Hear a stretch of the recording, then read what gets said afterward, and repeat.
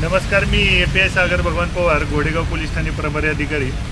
मागील जवळपास 8 ते 10 तासामध्ये आपल्या घोडेगाव पोलीस स्टेशनच्या कार्यक्षेत्रामध्ये मोठ्या प्रमाणात अतिवृष्टी झालेली आहे. बऱ्याच ठिकाणी रस्त्यावरती दरड कोसळलेली आहे आणि त्यामुळं मार्गसुद्धा बंद झालेले आहेत. आता प्रामुख्याने जो भीमाशंकरकडे जाणारा रस्ता आहे, त्या रस्त्याला पोखरी घाटामध्ये 3-4 ठिकाणी दरड कोसळून सगळं मटेरियल, त्या माती आणि दगड आणि काही ठिकाणी झाडं हे सगळे रस्त्यावर आलेले आहेत. सकाळी आम्हाला ज्यावेळी पहाटे 3:30-4 वाजता ही माहिती मिळाली, त्यावेळी सर्वजण आमची टीम या ठिकाणी नाकाबंदी करत आहे. तसेच प्रशासनाच्या सर्वांच्या मदतीनं आपला पोखरी घाटातील रस्ता स्थानिक नागरिकांच्या JCB वगैरे यांच्या सहाय्याने मदत करत आहेत. आणि या माध्यमातून आपल्याला सांगायचं आहे की भीमाशंकरकडे जाणारा रस्ता सध्या बंद करण्यात आलेला आहे आणि नागरिकांनी त्या मार्गाने जाण्याचं टाळावे. विशेषतः पोखरी घाटामध्ये आम्ही डिंबे येथे सुद्धा नाकाबंदी लावलेली आहे. त्या ठिकाणावरून सुद्धा लोकांना वरती जाऊन देत नाही.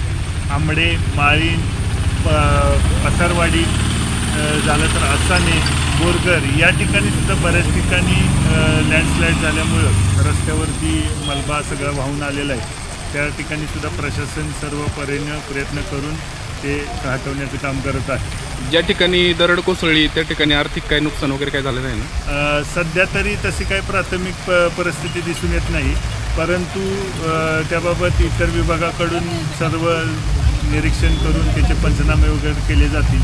दुसरी एक आपल्या इकडं जो घोडेगाववरून जुन्नरला रस्ता जाणारा आहे, त्या बाजूला चिंचोली कोकणेचा पूल, तो सुद्धा सकाळी पाण्याखाली गेलेला होता, पाणी त्यावरून आलेलं होतं. आता थोडंसं काही प्रमाणात पाणी ओसरलेलं आहे, पण शक्यतो माझी नागरिकांना सर्वांना विनंती आहे की आपण अशा पाण्याच्या जिथं प्रवाह वाहत आहे त्या ठिकाणी कुणीही जाऊ नये. सदर दरड ज्या ठिकाणी कोसळली तर त्या ठिकाणी तुम्ही कधी पोहोचले किंवा काय परिस्थिती होती त्या ठिकाणी तेव्हा? साधारण सकाळी 4 वाजता आम्हाला या घटनेची माहिती मिळाली पोलीस प्रशासनाला. पोलीस प्रशासनाच्या वतीनं मी, माझी सर्व अधिकारी, अंमलदार सगळ्यांची टीम आम्ही घेऊन, होमगार्ड सुद्धा होते आमच्यासोबत, आणि त्या घटनास्थळी ज्या ज्या ठिकाणी अशा ठिकाणी घटना घडलेल्या आहेत तिथं पोहोचलो. विशेषतः आम्ही प्रथम पोखरी घाटामध्ये त्या मार्गावरती गेलो. त्या ठिकाणी सुद्धा काही बसेस आणि वाहनं अडकलेली होती.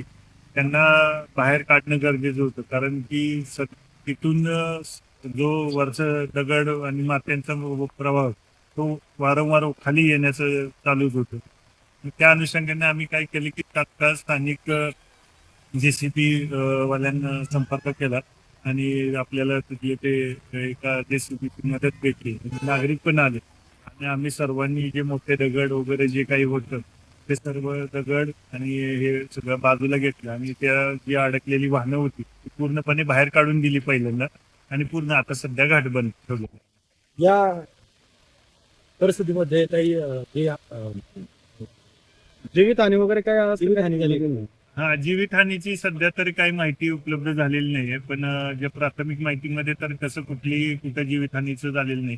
परंतु जी काही वित्त हानी झालेली आहे किंवा जे काय आहे, काही जणांचे घरांच्या भिंती वगैरे पडलेली आहे, तर त्याबाबत सुद्धा सर्व प्रशासन आणि पोलीस सुद्धा देखील त्या ठिकाणी जाऊन योग्य ती मदत कार्य करत असतात.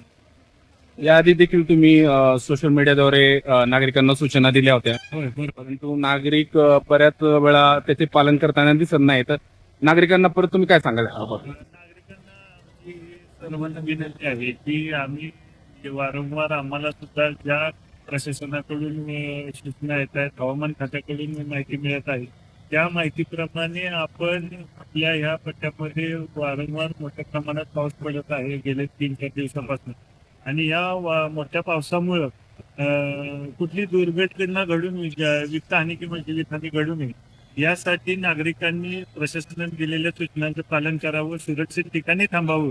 ज्या ठिकाणी दरड कोसळू शकते अशा ठिकाणी सुद्धा जर तुम्हाला आवश्यकता वाटत असेल तर त्या ठिकाणी तुम्ही सुरक्षित ठिकाणी जावं. काल प्रशासनाच्या वतीनं आपल्या या दापोरी, काळवाडी आणि माळी, कसरवाडी या भागातील आम्ही जे नागरिक राहणारे होते त्या ठिकाणच्या लोकांना आम्ही काल संध्याकाळी सुरक्षित ठिकाणी स्थलांतरित केलेलं होतं.